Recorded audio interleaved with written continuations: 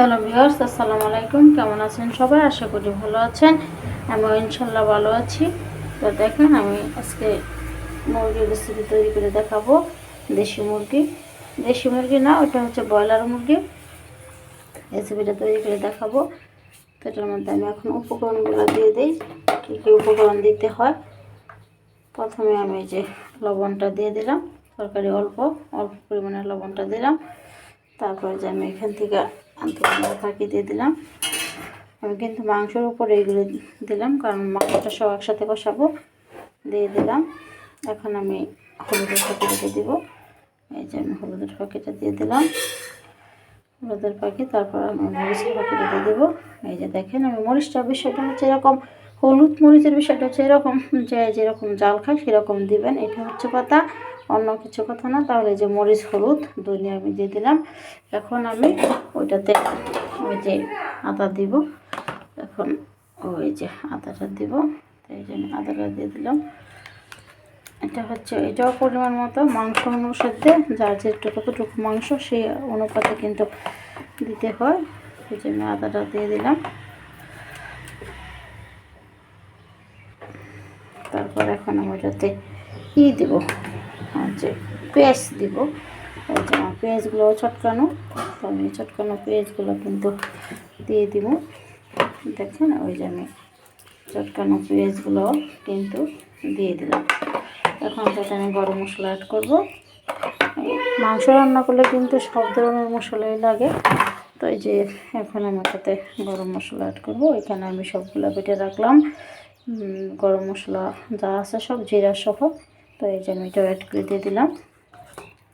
এই যে এখন আমি একটু রেখে দিই, কারণ সবসময় মাংসতে শেষ মুহূর্তে একটু দিতে হয়, নাহলে মাংস সুস্বাদু হয় না। তো এই যে একটু রেখে দিলাম। এই যে সবগুলো উপকরণ কিন্তু আমি দিয়ে দিলাম। এখন আমি ওটাকে তেলে পরিবেশন করবো। সেটাতে আমি বসালাম, তেল বসালাম। আর এখানে আমি দেখেন আলু কিন্তু ভেজে রাখলাম। সবসময় মনে রাখবেন যে যদি মাংস অল্প কিছু আলু দেই, তাহলে কিন্তু এটা যদি আমি ভেজে রাখি, ভেজে আলুগুলো ভেজে দেই, তারপরে এটা কিন্তু বেশি সুস্বাদু হয়। এটা মানে অনেক সুস্বাদু হয়। আলু কিন্তু আমি এখানে ভেজে রাখলাম। চুলাতে যে আমি কড়াইটা বসালাম। এখন আমি যে মশলাগুলো একসাথে দিয়ে কষাবো। অল্প একটু তরকারি তো, এই জন্য আমি এটাকে বাছবো না। অনেক সময় কিন্তু মুরগি ভেজে রান্না করলে কিন্তু আর টেস্ট হয়। তো যেহেতু অল্প, সেহেতু আমি এটাকে বাজি নাই। এটা মাংসের উপরে মশলাটা দিয়ে দিয়েছি। এখন আমি উপর থেকে মশলাটা ওই যে তুলে দিয়ে দিলাম।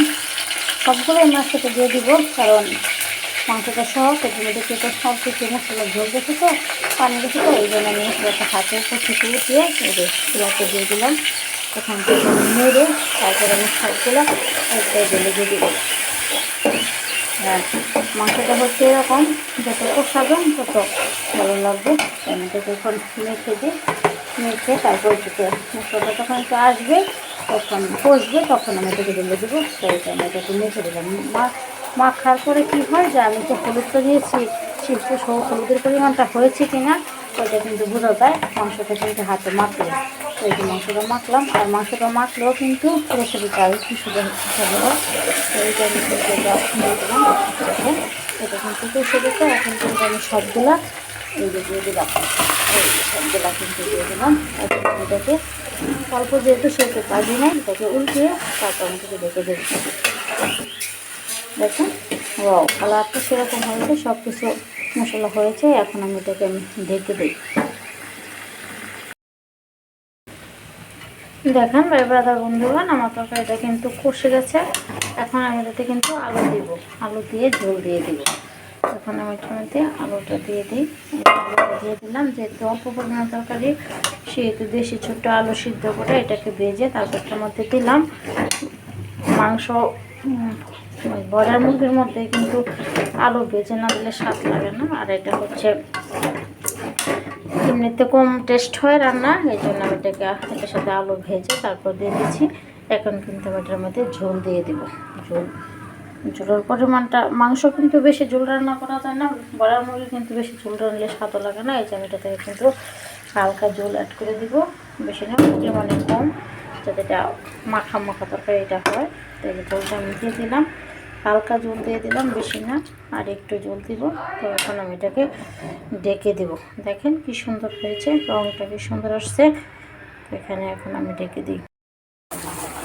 দেখেন ভাই ব্রাদার বন্ধুগণ, আমার মাংসের রেসিপিটা হয়ে গেছে, আর একটু হবে, প্রায় হয়ে গেছে। দেখেন কি সুন্দর হয়েছে, স্মেল আসছে। আমি এটাতে লবণ দেখলাম, আর মাংসের মশলাগুলোও দেখলাম, আর কিছুই লাগবে না, সব কিছু ঠিকঠাক হয়েছে, লবণ ঠিকঠাক হয়েছে। তো এটাতে আমি করবো, ঝোল রান্না করবো, ঝোল না একেবারে ঝোলও না শুকনো না, এরকম একটা রান্না করবো। তো মাংসটা প্রায় হয়ে গেছে। বন্ধুগণ সবাই ওভাবে রান্না করবেন। ছোটো বাচ্চা তো কিছু খেতে চেতেছে না, সেই জন্য মানে নিহান মেয়ের আসি ইউনিক্সের জন্য, নিহান মেয়ের আসি ইউনিক্স ওর জন্য এই রান্নাটা করা হলো। তো দেখেন বন্ধুগণ, আসলে অনেক সময় বাচ্চারা কিছু না খেতে চাইলে পরে বাচ্চাদের জন্য এই স্পেশাল রান্নাগুলো করতে হয়। তো করলাম, আমার রেসিপিটা হয়ে গেছে, এখন রেখে দিই। দেখেন বন্ধুগণ, আমার মাংসের রেসিপিটা হয়ে গেছে। ওয়াও, এখন সেটা হয়েছে, এটা ঝোলো না ভোনো না, এরকম রান্না করেছি একবেলার জন্য, দুপুরের জন্য। তো দেখেন মাংসটা আসলে আমি সবসময় মাংসর মধ্যে দিয়ে একটা আলু দিলে, আর যেই মাংসই হোক, দেশি মুরগি হোক, গরুর মাংস হোক, ব্রয়লার মুরগি হোক, কক হোক, যেটা মুরগি, যে ধরনের মুরগি হোক, কিন্তু আমি দিয়ে একটা আলু একটার মধ্যে ভেজে দিলে আমার কাছে তরকারিটা অনেক ভালো লাগে। আর মাংসের ভাজা আলুগুলো খেতে আমার কাছে অনেক টেস্ট লাগে, এই জন্য আমি সবসময় আলু দিই। দেখেন আপনারা আলু দিন, কারণ আলুটা হচ্ছে এরকম শর্করা জাতীয় খাবার, ভাত খাইলে যেরকম আলু খাইলে এরকম।